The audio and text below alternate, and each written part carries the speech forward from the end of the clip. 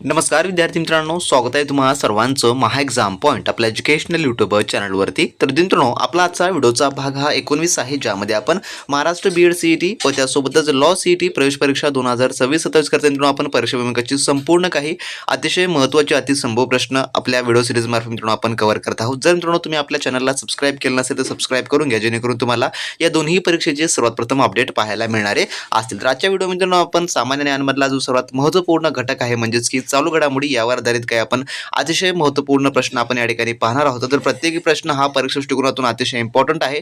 व्हिडिओला तुम्ही शेवटपर्यंत काळजीपूर्वक पहा मित्रांनो. कोणताही प्रश्न तुम्ही मिस करू नका, जेणेकरून तुम्हाला परीक्षेमध्ये याचा तोटा योग्य उद्भवणारा असेल. तर यामधला आपला प्रश्न पहिला असा आहे पहा, जो की काय म्हणतो, कोणत्या राज्याच्या शिक्षण विभागाने शासकीय शाळांमधील अध्यापन पायाभूत सुविधा सुधारण्यासाठी स्वयंसेवी संस्थांसोबत सामंजस्य करार जो की केलेला आहे. तर खालीलपैकी कोणत्या जे की राज्याने केलेला आहे. तर यात जे उत्तर आहे ते आहे ऑप्शन नंबर याचं पर्यायचं जे की 3 तेलंगणा. तर तेलंगणा या राज्याचे जे की राज्यानं जे आहे ते केलेला आहे. तर काय यासाठी जे काही शिक्षणामधले जे काही पायाभूत सुविधा आहे अध्यापन पद्धतीमधल्या ते सुधारण्यासाठी जे आहे स्वयंभावी जेवढे काही संस्था आहेत त्या संस्थांसोबत सामंजस्य करार केलेला आहे. पर्याय नंबर याचं 3 जे की उत्तर होणारं असेल.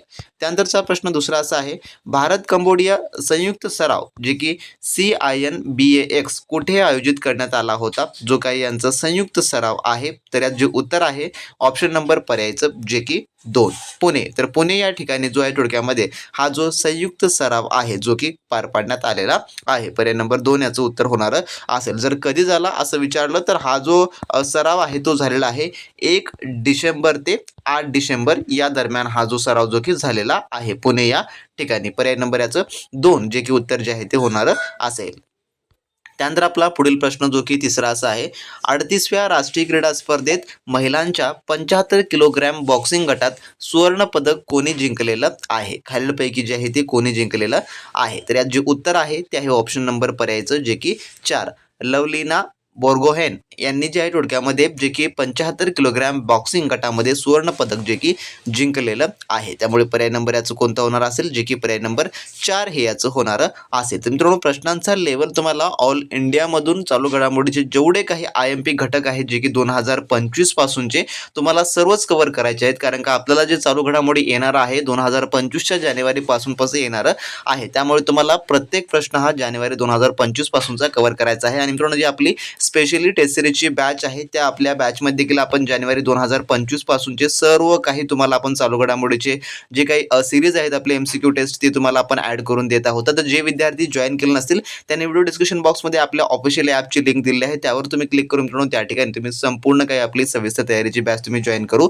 शकता. जे विद्यार्थी BED CETची तयारी करत असतील त्यांच्यासाठी मित्रांनो आपण लाईव्ह प्लस रेकॉर्डची दोन्ही पण बॅचेस आपले सुरू आहेत. त्यासोबतच जे विद्यार्थी लॉ CETसाठी अर्ज केले आहेत त्यांच्यासाठी मित्रांनो आपण स्पेशली टेस्ट सिरीजची बॅच आपण लॉन्च केलेली आहे. तर ज्या विद्यार्थ्यांना जॉईन करायचं आहे त्यांनी व्हिडिओ डिस्क्रिप्शन बॉक्समध्ये आपल्या ॲपची लिंक दिली आहे, त्यामुळे तुमच्या परिपूर्ण पेपर फॉर्मॅटनुसार संपूर्ण काय आपण त्यामध्ये ॲड करून दिलेलं आहे. प्रत्येक सब्जेक्टचे देखील आपण त्यामध्ये संपूर्ण तुम्हाला मित्रांनो जे काही टेस्ट आहे ते ॲड करून दिलेले आहे, जेणेकरून तुम्हाला खऱ्याखुरा पेपर पॅटर्नचा अनुभव त्या ठिकाणी घेता येणार असेल. आणि जे विद्यार्थी कोणी इंग्लिशमधून तयारी करत आहेत BED CETसाठीचे, तर आपण त्या इंग्लिश सब्जेक्टनुसार देखील आपण टेस्ट सिरीजची बॅचेस आपली जे मित्रांनो सुरू केलेली आहे. तर ज्यांना जॉईन करायचं आहे लगेच तुम्ही व्हिडिओ डिस्क्रिप्शन बॉक्समध्ये ॲपची लिंक दिली आहे, तिथून मित्रांनो तुम्ही जॉईन करू शकता.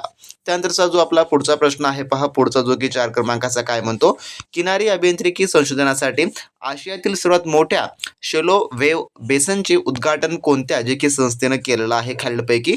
तर याचं जे उत्तर आहे ते आहे ऑप्शन नंबर पर्यायचं जे की 1 IIT मद्रास याने जे आहे जे की याचं उद्घाटन केलेलं आहे. पर्याय नंबर याचं 1 या ठिकाणी हो की उत्तर होणारं असेल.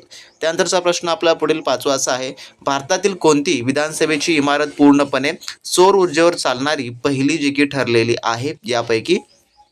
तर याचं उत्तर आहे ऑप्शन नंबर पर्यायचं जे की 4 दिल्ली विधानसभा. तर दिल्ली विधानसभेची जी इमारत आहे जी की पूर्णपणे सौर ऊर्जेवर चालणारी पहिली विधानसभा जी की ठरलेली आहे. पर्याय नंबर याचं 4 या ठिकाणी उत्तर जे की होणारं असेल.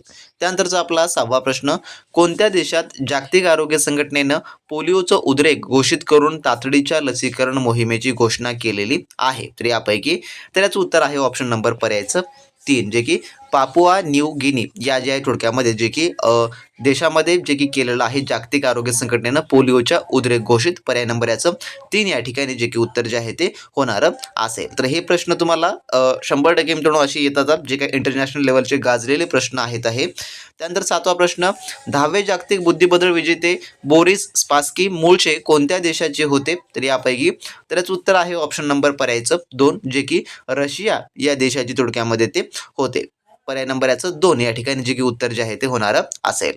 त्यानंतरचा प्रश्न आपला पुढील जो की 8वा असा आहे, काय म्हणतो, उमंग ॲपद्वारे UAN तयार करण्यासाठी व सक्रिय करण्यासाठी आधार आधारित चेहरा प्रमाणीकरण कोणत्या संस्थेनं सुरू केलेलं आहे? तर यापैकी तर याचं उत्तर आहे ऑप्शन नंबर पर्यायचं जे की या ठिकाणी 2 EPFO ज्याला आपण एम्प्लॉईज प्रोव्हिडंट फंड ऑर्गनायझेशन असं म्हणतो. तर त्या संस्थेनं जे आहे सुरू केलेलं आहे आधार बेस्ड ऑथेंटिकेशन. पर्याय नंबर याचं 2 या ठिकाणी जे की उत्तर जे आहे ते होणार असेल.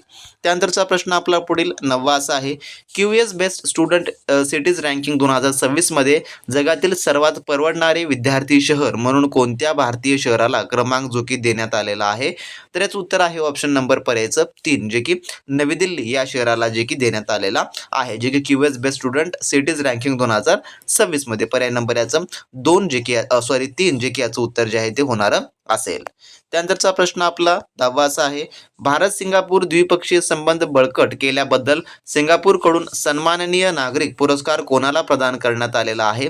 यापैकी तर याचं उत्तर आहे ऑप्शन नंबर पर्यायचं ए जे की तरुण दास यांना जे आहे जे की हा पुरस्कार देण्यात आलेला आहे, जे की CII आहेत, म्हणजेच की farmer director general of the confederation of Indian industry ह्याची जे थोडक्यामध्ये आहेत. पर्याय नंबर याचं 1 जे की या ठिकाणी उत्तर जे आहे ते होणार असेल. त्यानंतरचा आपला प्रश्न 11वा पुढील असा आहे, Indian institute of creative technology ज्याला आपण IICT असं म्हणतो चा पहिला कॅम्पस कुठे जे काही याचं उद्घाटन करण्यात आलेलं आहे?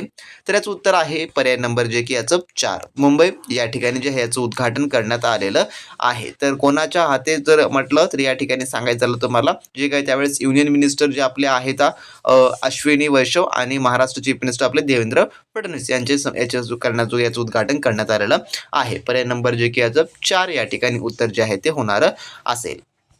त्यानंतरचा प्रश्न 12वा आपला, नॉर्वे चेस 2025 स्पर्धेत जागतिक बुद्धिबळ विजेता मॅगस कार्लसन यांच्या पारंपरिक सामन्यात पराभव जो आहे तो कोणी केलेला आहे खालीलपैकी? तर याचं उत्तर आहे ऑप्शन नंबर पर्यायचं जे की 2 डी गुकेश यांनी जे आहे थोडक्यामध्ये यांचा जो की पराभव जो की केलेला आहे, जो की 1 जून 2025 जी आपली त्या ठिकाणी गेमिंग चॅम्पियन चालू होतं त्यावेळी जे त्यांनी केलेलं आहे नॉर्वे चेस 2025च्या टुर्नामेंटमध्ये. पर्याय नंबर याचं 2 या ठिकाणी जे की उत्तर जे आहे ते होणार असेल. जर मित्रांनो तुम्ही BEd CET परीक्षा 2026 ची तयारी करत असाल आणि मित्रांनो त्यासाठी तुम्ही अजूनही आपला स्पेशली असलेला यासाठीचा कोर्स लाईव्ह प्लस रेकॉर्डचा मित्रांनो जॉईन केला नसाल तर वेळ न वाया घालवता लगेचच्या लगेच या व्हिडिओच्या डिस्क्रिप्शन बॉक्समध्ये आपल्या ऑफिशियली ॲपची लिंक दिली आहे, मित्रांनो लगेचच्या लगेच जॉईन करून घ्या, ज्याद्वारे तुमची A to Z तयारी मित्रांनो या ठिकाणी कंप्लीट होणारी असेल. यामध्ये मित्रांनो तुम्हाला परिपूर्ण fully syllabus based online test series मिळणारे असतील, ज्यामुळे तुम्हाला खऱ्याखुरा पेपरचा अनुभव घेता येणार असेल व त्यासोबतच तुम्हाला यामध्ये आपण ई-बुक देखील इंटिग्रेट करून दिला आहे, ज्यामुळे मार्केटमध्ये कोणतंही तुम्हाला महागडं पुस्तक घेण्याची गरज पडणारी नसेल किंवा तुम्हाला कोणतेही याहून अधिक महागड्या कोचिंगची गरज पडणारी नसेल. आणि मित्रांनो तुम्हाला सांगतो आपण सर्वात कमी प्राइसमध्ये यामध्ये आपण संपूर्ण काही तुम्हाला लाईव्ह प्लस रेकॉर्ड बॅच या ठिकाणी उपलब्ध करून देत आहोत, जे की आपली सध्याची डिस्काउंट ऑफरमध्ये प्राइस जे की 999 फक्त आपण ठेवलेलं आहे, ज्यात तुम्हाला परिपूर्ण संभाव्य टेस्ट सिरीज आपण उपलब्ध करून देणार आहोत, जे की परीक्षेमध्ये 100% प्रश्न विचारले जाण्याची दाट संभाव्यता असणार आहे, ज्यामध्ये सर्व विषयाचं पेपर विश्लेषण व त्यासोबतच कमी वेळेमध्ये तुमची या ठिकाणी A to Z तयारी होणारी असेल. तर आपली परीक्षा मित्रांनो जे की मार्चमध्ये होणार आहे, त्यामुळे त्या मानाने आपण संपूर्ण काही या ठिकाणी तयारी करणार आहोत. त्यासोबतच तुम्हाला सर्व विषयाची ई-बुक उपलब्ध करून देणार आहोत, ज्यामुळे तुम्हाला पुस्तकीची या ठिकाणी घेण्याची अजिबात गरज पडणारी नसेल. जर मित्रांनो तुम्हाला जॉईन करायचं असेल तर लगेचच्या लगेच आपली ॲप्लिकेशन डाउनलोड करून घ्या, डिस्क्रिप्शन बॉक्समध्ये लिंक आहे आणि तिथून मित्रांनो तुम्ही BEd CETच्या परिपूर्ण तयारीसाठी मित्रांनो लागू शकता. आणि मित्रांनो तुम्ही घेतला तर डोळे झापून तुम्ही तयारीला लागा, तुमचा स्कोर मित्रांनो हा तुमच्या मनासारखा येणारा असेल, त्यामुळे लगेचच्या लगेच जॉईन करा, चांगल्या तयारीला लागा मित्रांनो. तर ज्या कोणी विद्यार्थी मित्रांनी अजूनही आपली स्पेशली बॅच जॉईन जर केलं नसेल तर जॉईन करून घ्या. ज्यांना लॉ CETसाठी टेस्ट सिरीज हवे असेल टेस्ट सिरीजची बॅच तुम्ही जॉईन करू शकता आणि ज्या विद्यार्थ्यांना